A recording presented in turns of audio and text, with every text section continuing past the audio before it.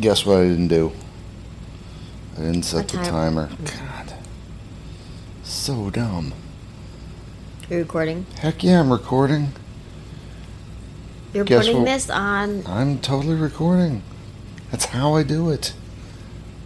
What are we talking about today? Your favorite movie. That I've ever seen in my Lebowski, entire life. The big one. The big, gymongous Lebowski. And let me just start off by saying, ladies and gentlemen, I don't know if I'd say my cohort here hated it, but all right, I won't put words in your mouth. You talk. I didn't care for it. Still? But I wouldn't say I hated it. Tell me why you didn't care for it. That's what I want to know, because this is a beloved movie, and it's not just men who like it. Well, to be honest, because I've thought about this, the title throws me, for one. I didn't know what that meant, what that was supposed to be. Wait a minute. Sorry, go ahead. I have to take these all together. So the title, what else? Okay. And then I just don't get it. It doesn't make any sense. Like, it doesn't... that's it. I just don't get it. It doesn't make any sense. You didn't find it funny? I mean, I laughed a few times, yeah, but like, I find it very stupid. I love this movie, and a lot of guys love this movie. I don't get this it. Has been reviewed and analysis, and an analysis has been, countless analyses have been run on it. Why do I like it? I think my first and foremost response to that is I love the reactions. Just, okay, scratch that. That was the first for the night. All right. There's touchstone lines like, come on, man, there's a beverage here. Mm-hmm. There's that. And that's just one of many. I get it. I like the quoting thing, yeah, okay. But the comments throughout the movie, there's countless quotable lines, and guys, especially with comedy, love that stuff. They love things that make them laugh, but they can refer back to. And this movie is packed with them. Okay. So for it's not the same thing for women. I get it. But for anyone out there who has not seen The Big Lebowski, 1998 cult classic film exploring... Oh, you know what? This is the Office analysis was written up differently.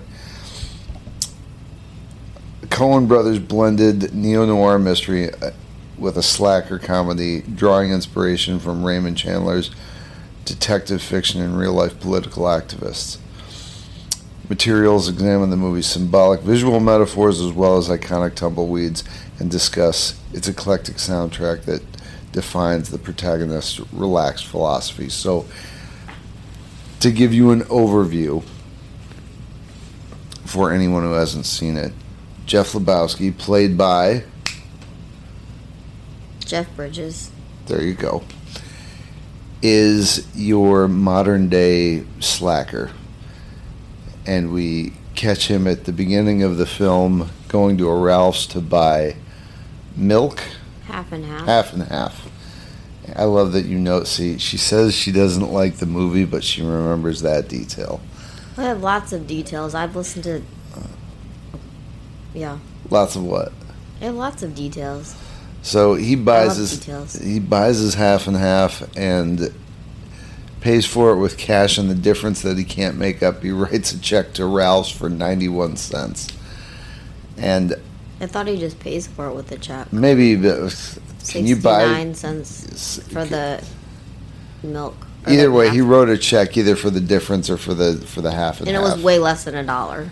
Yeah, it was. You wouldn't write a check for that, but that's superfluous. So he goes home and he's accosted by these two guys who are looking to have a debt repaid to a local pornographer.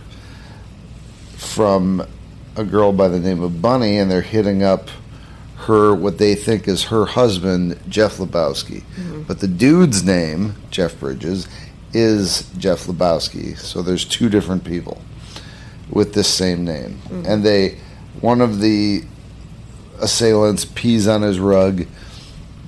The other, they're clearly both dopes. That they dunk his head in the toilet, they rough him up a little bit, then they realize they're at the wrong place and they leave. And the rest of the movie is a combination of the dude trying to get remuneration for his soiled rug, and the real Jeff Lebowski, who is an infirm, blowhard capitalist, recruits the dude to find his quote-unquote kidnapped wife, who is not really kidnapped. And he employs the dude to make a ransom drop to a group of men who turn out to be nihilists, or guys who don't believe in anything. I can see how, like, when I describe it, the movie itself, after you've seen it once or twice, makes perfect sense. But when you're walking through the description, it's convoluted.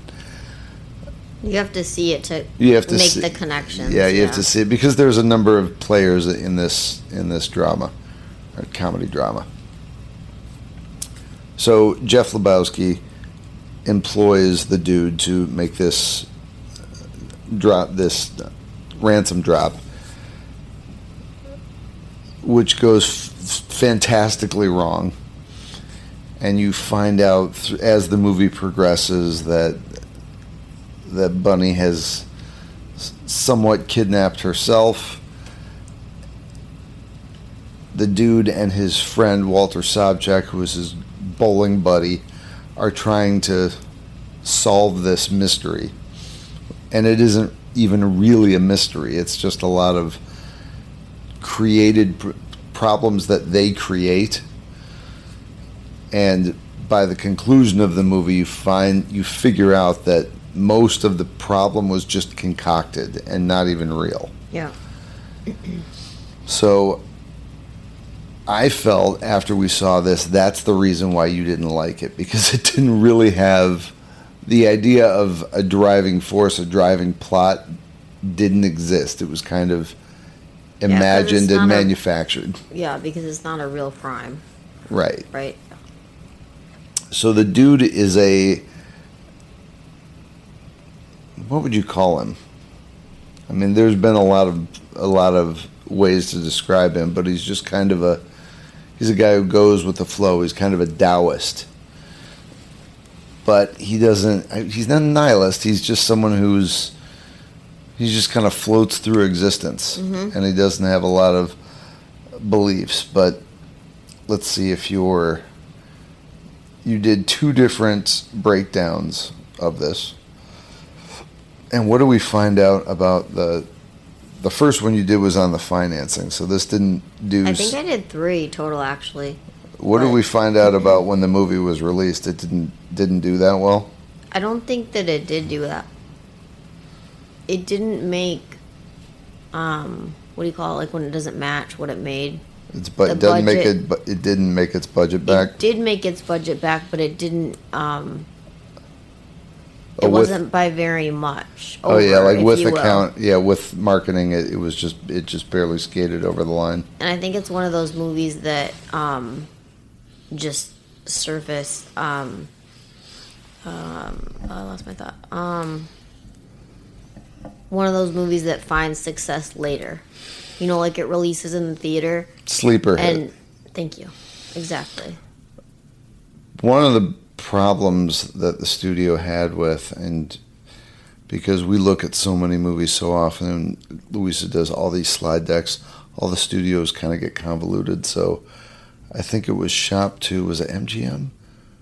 Who was the studio on this? Take a look. But one of the problems they had was it was real tough to classify, because it was both black comedy, which is notoriously difficult to market, but also comedy and semi-political. The movie takes place 10 years before September 11th, when George Bush invades Iraq or Iran. I don't even know. Was Working it title films? Working title. That was the production company, but who distributed it? Oh, Gramercy Pictures. Okay. I feel like I'm a terrible American, and anyone who served is going to be upset. Iraq. So when Saddam, we were having all the problems with Saddam Hussein, there was a clip of George Bush saying this aggression will not stand, and that was a thread that carried through the movie.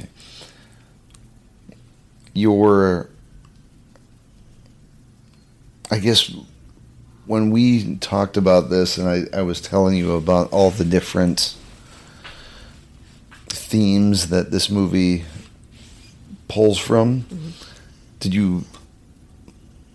it make more sense after we saw some of these analyses or not? Yeah, it does make more sense, and it's It doesn't resonate with you, though. It makes it a little bit more appealing just in that there's some connection and some sense is made of all of what I don't get, but it doesn't Doesn't make you, and it didn't make overall. you entertained. This is the funny thing, is when it was released, it was kind of marketed to the college crowd, I could see that, yeah. but it has anniversaries like every 5 or 10 years around the world. Yeah. And it keeps generating money. It's not, millions of dollars at a time, but every time they do a re-release or a anniversary, it's bringing in a few $100,000. So the deck that you created drew a comparison between The Big Sleep with Raymond Chandler and Jeff Lebowski, or Big Lebowski, Joel and Ethan Coen. Now, Raymond Chandler was a serious, hard-boiled noir complex with very high-stakes mystery and driven by blackmail and murder, as opposed to Lebowski, which was a neo-noir comedy. Hopelessly complex plot, as hopefully I just detailed to you, that is ultimately unimportant, and it's driven entirely by a ruined rug. That's what drives everything forward. So to your point, the Coen's goal was a narrative flow that moves episodically through LA's social classes, driven by a protagonist who is too passive to really care about the issue. And I think, had I said that to you before we saw this, you wouldn't have watched it. Not that you came away loving it, but you're like, yeah, it doesn't sound engaging. But every guy I know who's seen this loves this movie. And I'm not, don't get me wrong, I'm not shaming you for not liking it. I'm just, I don't know a single guy. I can't relate to it like guys can. I just don't get it. It doesn't. Much ado about nothing. The setup. So, thugs pee on the dude's rug over Jeff Lebowski's wife, Bunny, her debt. The ruse is that Bunny leaves town voluntarily, and Jeff Lebowski fakes a ransom to embezzle money from his own charity. Now, Jeff Lebowski is a blowhard and he's in a wheelchair, but he's not, he's a blowhard in that he tries to impress upon the dude how hard work and grit create the man, but he hasn't done any of these things. He married into money, and his bourgeois daughter, who's an artist, puts him on an allowance. But to the outside world, he looks like he's the rich one. he flexes as as if he's someone who's actually accomplished anything, and he's accomplished nothing. Which the slide deck you created does a great job of pointing out all of these themes to adulthood that are just kind of, it just blows holes in all of them, especially with capitalism and a lot of isms, capitalism versus nihilism and the bourgeois art class, and which is what Maud, his daughter, is part of. So during the delivery of the money, I mentioned Walter, which was played by John Goodman. He throws a Ringer briefcase of dirty underwear out of the car, which kind of, you would think if this was an actual kidnapping, that is what would drive the whole problem forward, but it's not a real kidnapping. So it, in a sense, has no real effect, but they believe it has an effect. Yeah. So these are these things that you wrote up about the character and the character matrix. I would love to discuss these, but I can just feel that you so don't give a shit about this movie. Well, I don't get it. It just doesn't make it. It doesn't make any sense. Well, I'll tell you what. For anyone who has seen this, you have a question deck, right? Yeah. A quiz. Yeah. Run me through that and let's see how much of this I know. But Okay. I can tell you right now that if it's, because I haven't looked at these questions yet. It's multiple choice. Is it about the content of the movie or about the production of it? Well, I haven't looked at all the questions. I think it's a little of both. Okay. Yeah, give it a whirl, let's say, because there's some of the analyses that have been done on this compare it to The Big Sleep. Other ones compare it to Alice in Wonderland, which honestly I could spend 3 hours talking about this movie. It is very interesting. I mean, every single detail in this movie, there's like 3 different talking points on it. Does that make sense? Yeah. And that's very interesting. Like, lots of people see it in a similar light. Do you feel like when we watched French Connection, you didn't like it at first, and then the more you learned about it? And I'm not leading your answer here. I'm curious. You were willing to see the French Connection in like 6 months or a year to see if it had a different impact on you. I'm getting the vibe that you don't feel that way about this at all. I would say no. I mean, yes, I agree with what you said. I don't feel that way. I feel like if I watched it again in a little while, I'd like watch it and turn it off. Wow.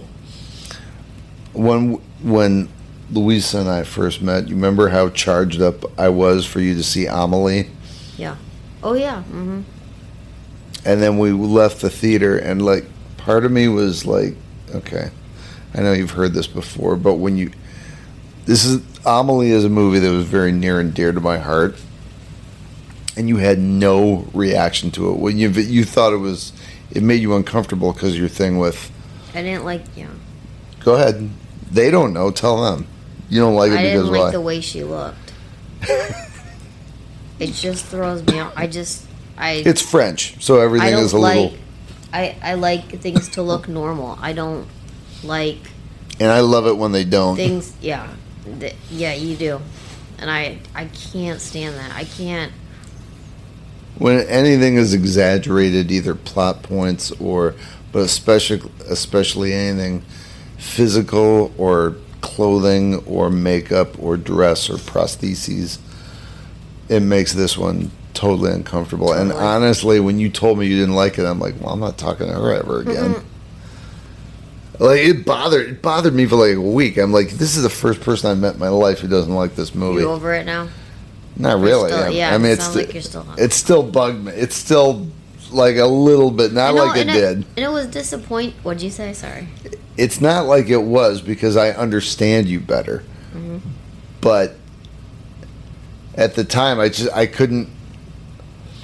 I'll tell you what. Me trying to understand how you didn't like that movie is like you not liking Lebowski. Like if a guy saw this and didn't like it, I understand you as a woman and the kind of movies you do like, not getting into this. But any guy, regardless of where they're from, if we're to see them and had the same reaction, I'd be like, I can't have you in my life. You get a pass as a lady. I get it. But what was your... I was just gonna say, I mean, back to Amelie, that it was disappointing that I didn't have the same like affinity for it that you do or that other people do, because so many people like beyond love that movie, and I just didn't care for it. Like it was, and it still is. It was disappointing to me that I didn't like it because so many people love that movie. And like, for example, the screening that we went to was sold out. It was packed, and it was all fans of this movie. And I mean, I talked to different people from, as people say, different walks of my life, and they were like, oh yeah, you have to go see that movie. I love that movie. That movie's so blah blah blah. You know, like I think this is like, it would be really difficult for, I want to say this properly, like a movie that has, it's not just the plot, but if there is something truly unique about not just the set design, but the presentation of what the characters are, if they're not just people, if there's something about their personality and their place in the world that is represented somehow physically on them, or if they are exaggerated in some way, it becomes more like art, and that engages me. But but with you, it repulses you. To varying degrees.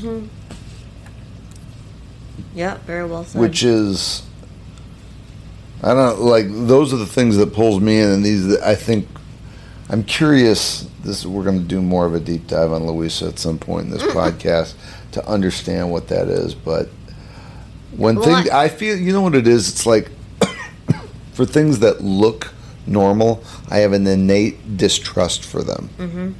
So, I'll give you a great example. If we were in where I grew up,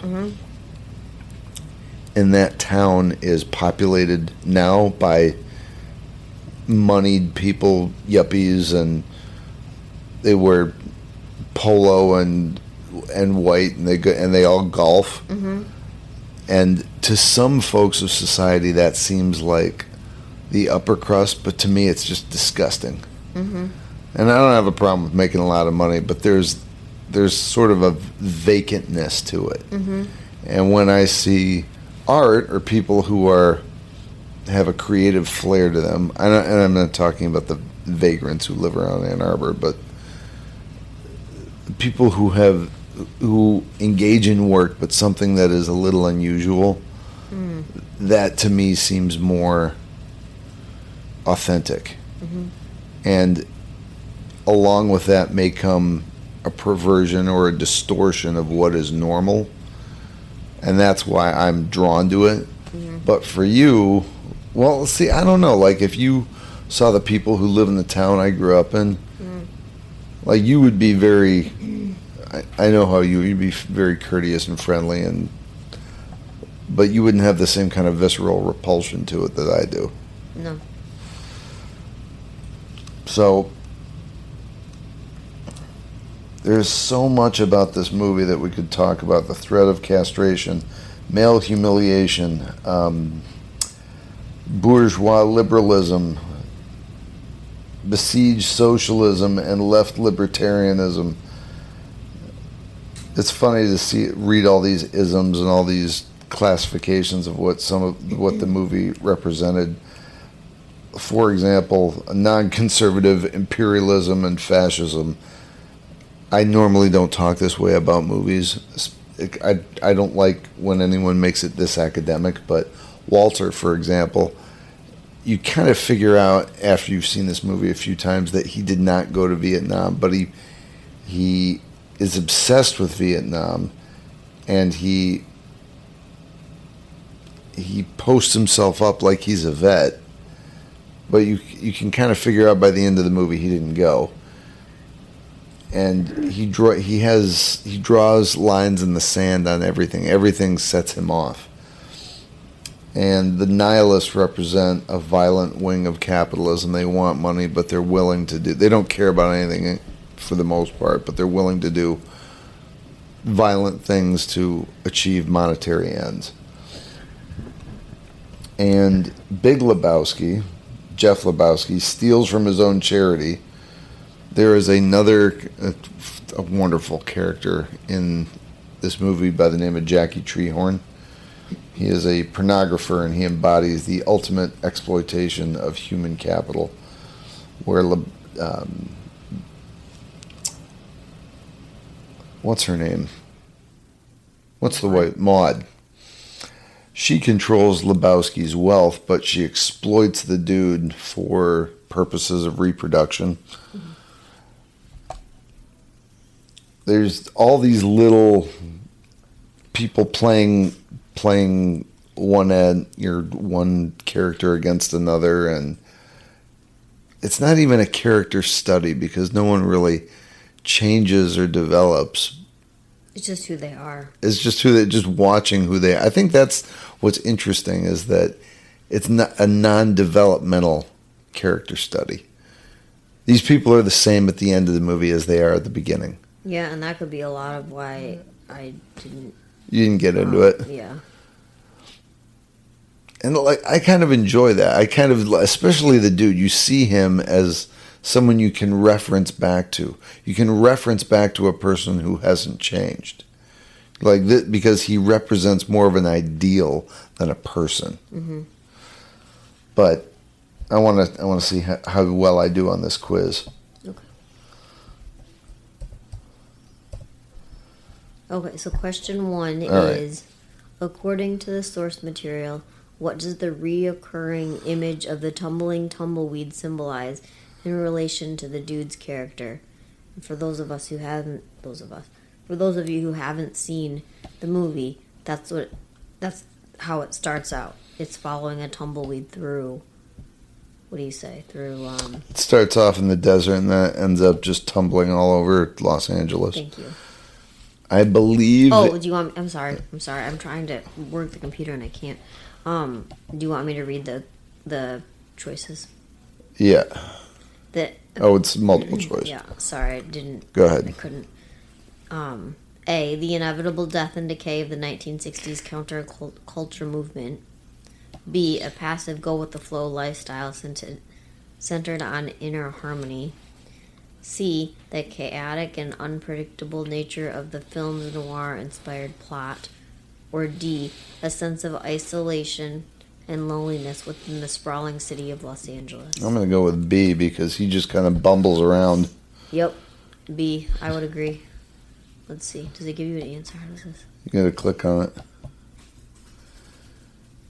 Click on what? You got to click on the answer. Oh, okay. I did this before. You usually ask me. The passive... Yes, that's right. All right. The tumbleweed reflects the winds of change. Okay, so now we're going to the next question.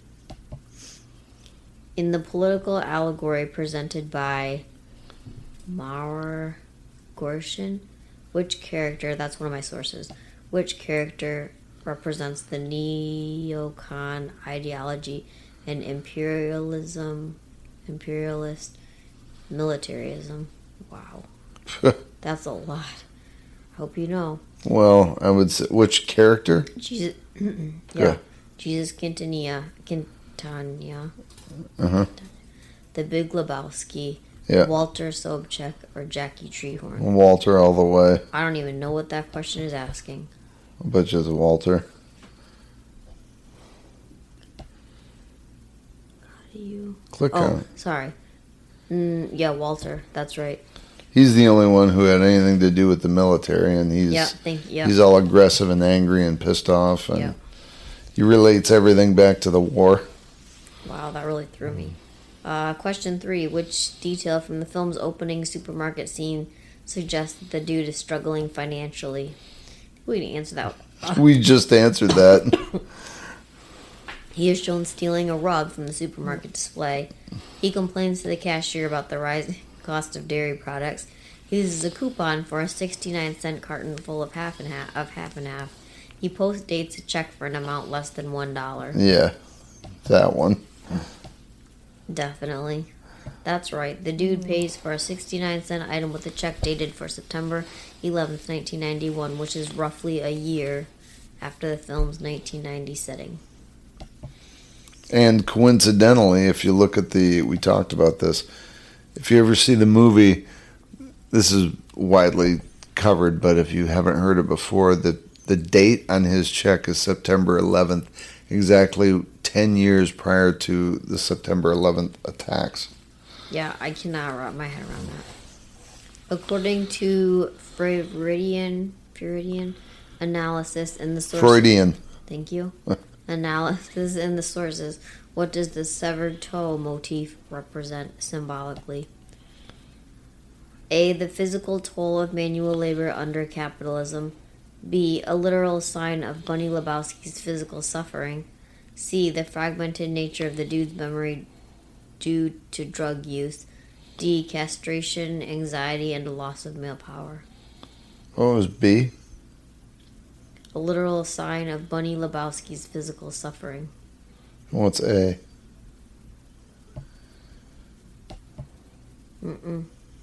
No, what is A? Oh, I'm so sorry. The physical toll of manual labor under capitalism. Oh, yeah. I'm going to go with B, I guess. With B? Yeah, even though it's not Bunny's toe. The correct one is castration, anxiety, and loss of male power. Did you listen to the... I did, but how does the toe represent that? In Freud's theories, the removal of a bodily appendage is a reoccurring symbol for the emasculation or the castration complex. That's what it says. I thought maybe if they would have sent her ovaries, it would have been that, but I didn't know that about... The castration is a theme throughout this movie. He has a hallucination. Dude has a hallucination when he's thrown out of he's drugged and thrown out of Jackie Treehorn's garden party. Mm-hmm. That he's being chased by the nihilists who are holding massive scissors and snipping at him, and part of that image was planted in his brain because when he was in Maud's apartment, there was a painting of that pair of scissors hanging on her wall. And Maud is a feminist, a hardcore feminist. And most of her, she's made the point of saying that all of her work is largely the theme of her work is largely vaginal. Mm-hmm. And gender plays a big role in her conversations. Mm-hmm. So this all kind of winds back to his hallucination, but I didn't put together that the chopping off of a toe would harken back to the idea of castration. Yeah. I wouldn't put a toe with that. No. But it kind of makes sense. I mean, cutting off a toe of your 5 toes on one foot. I will say, because I haven't said very much, but that's one detail that they pointed out. Bunny is painting her toenails green. Mm-hmm. And they said that has to do with money. Yeah, right. All right, what is unique about the human paraquat line spoken by the dude to the Big Lebowski? The paraquat line? Yeah. The human paraquat. Do you need me to explain a little? Yes, remind me. I think that the dude calls the Big Lebowski a human paraquat. Oh, I just remember briefly listening to it today on the one. Is this when he's sitting down in his office? Yeah. Mm-hmm. Like before he throws him out and just takes his rug? Yeah. I thought. Well, I was gonna say it's when they come over to his house and they take him out of the wheelchair. But I think maybe you're right. I can't recall, but go ahead. It was a song. It was a lyric from a song by the Eagles. You're having a hard time over there. Yep. It was one of few lines improvised by Jeff Bridges. It was a scientific term used by Maud to describe her art. It is a direct quote from the Port Huron statement. It's either C or D. It's not? I don't think so. Who do you think it is? I think it's B. It was one of the few lines improvised by Jeff Bridges. Maybe. I know that's it. All right, do B then.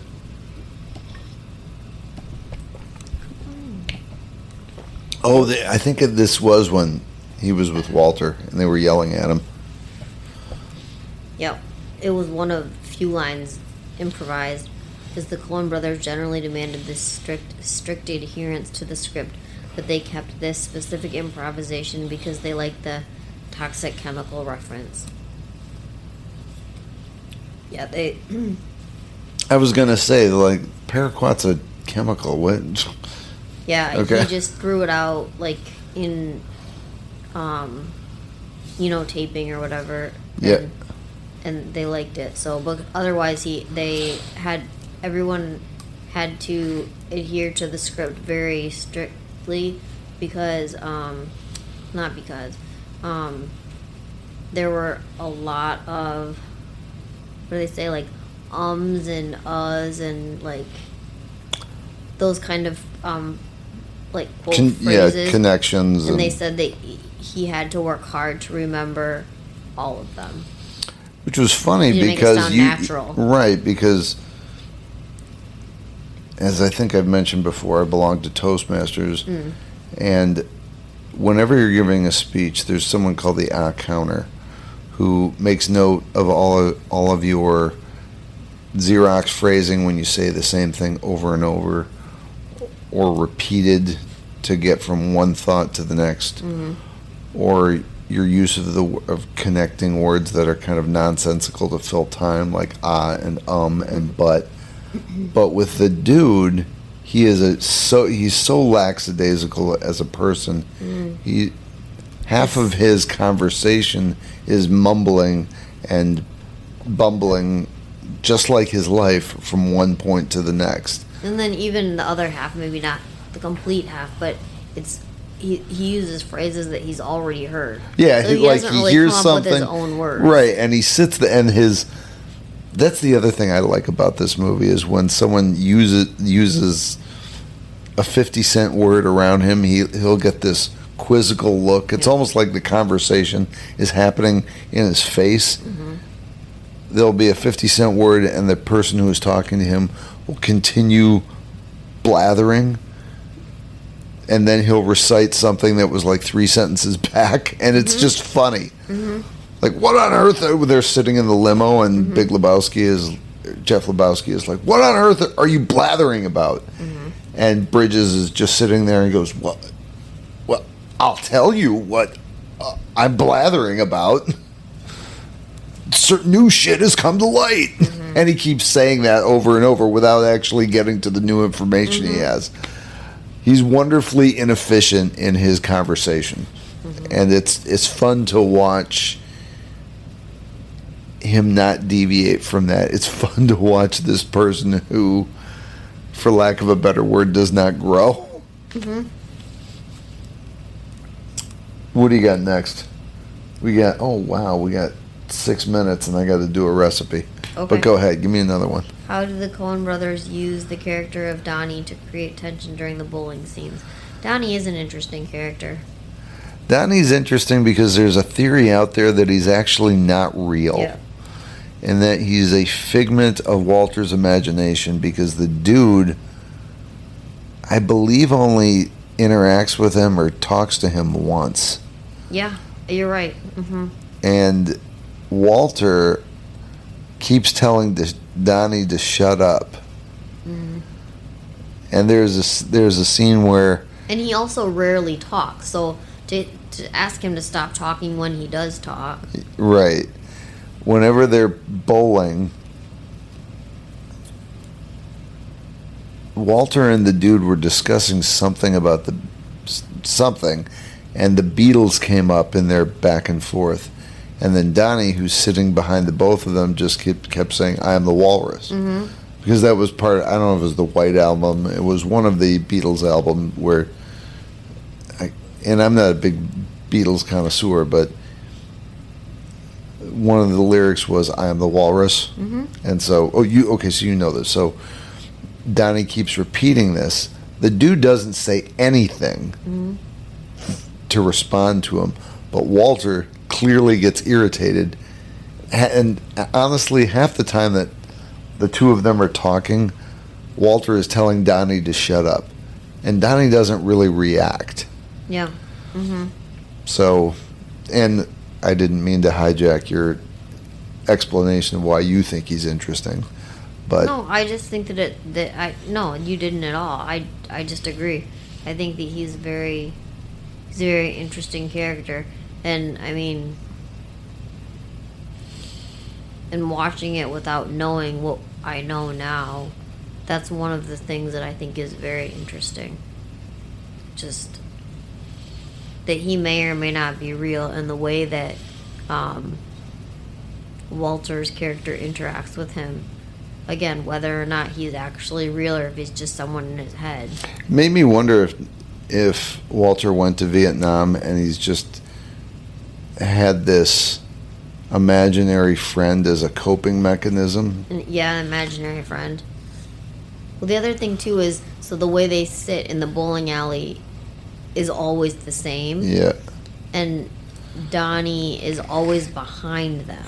For the most part. And so when Walter is talking to Donnie, he's looking, right, correct me if I'm wrong, he's looking over his shoulder. Mm-hmm. It's not like you and I having a conversation right now. Face to face, Face to face.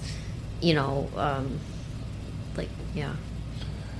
And the one of the final scenes when Donnie rolls a lot of strikes, but in his last roll, there's one pin left standing.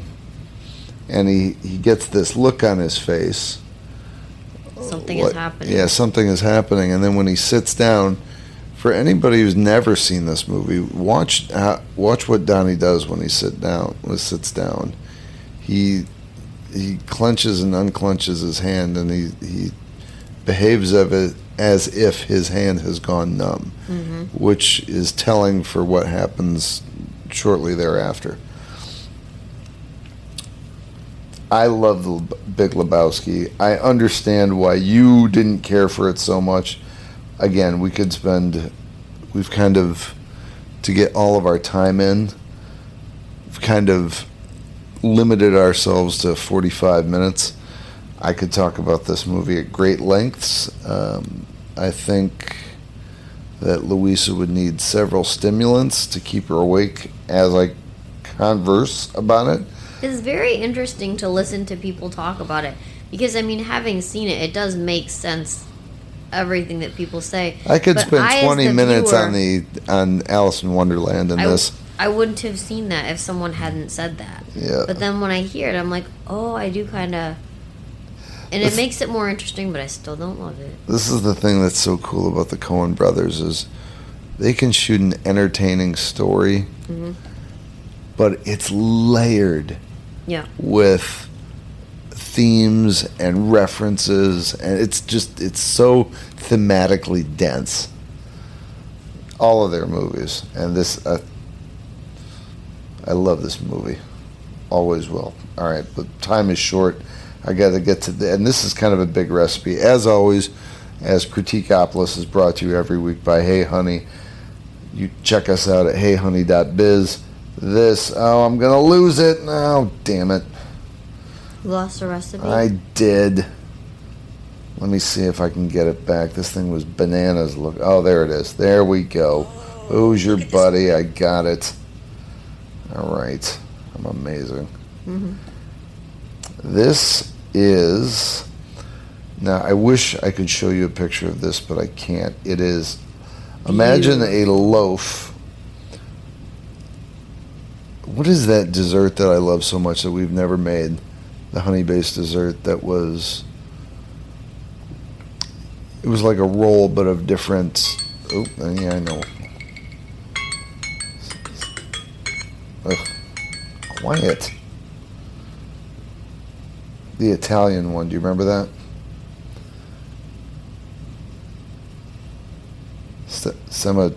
I'll never remember. Oh, yeah. What's the name of it? Semifredo. Or Semifredo. Sopafredo. It looks like a semifredo. It's made out of ricotta. I'll just give you but it's like a loaf of ricotta, but it's stuffed with dates, figs, honey, and pistachios.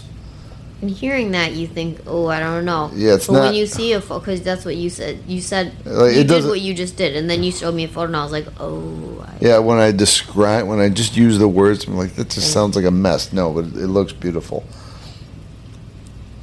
So this is frozen honey, ricotta, fig, and pistachio terrine. You will need 4 fresh figs, quartered and sliced,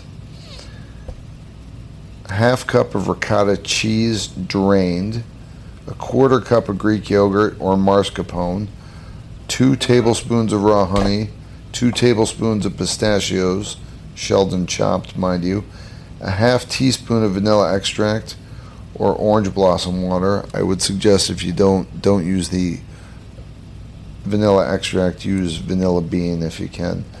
1 tablespoon of fresh mint leaves for garnish. Oh, you're kidding me. I thought it doesn't have the whole recipe in here. You know what? It's just part of it? It says you have to... I'm sorry, everybody. It says you have to go to... You know what? I'll bury the lead on this. Those are the ingredients. I will find it and put it in the next newsletter. Okay. But, yeah, it looks like a ricotta semifredo with sliced and crushed pistachios and figs in it. It looks delicious. I'm sure it's not... All that ricotta is not great for you, but it's balanced out with the yogurt and all the fiber from those figs. I'm sure it's delicious. Actually, that's probably not a bad tactic. I'll put this in the newsletter for August. This looks divine, and the photos will go along with it. So if I've hooked your interest, sign up for the newsletter at heyyhoney.biz. And don't worry, the next movie is Luisa's pick, so she will have to be more engaged. It's time for me I have to make dinner now, don't I? Ugh. You said you would. I'm doing it. All right. Hugs and kisses. We'll talk soon. Say goodbye. Okay. Goodbye. Thanks for listening.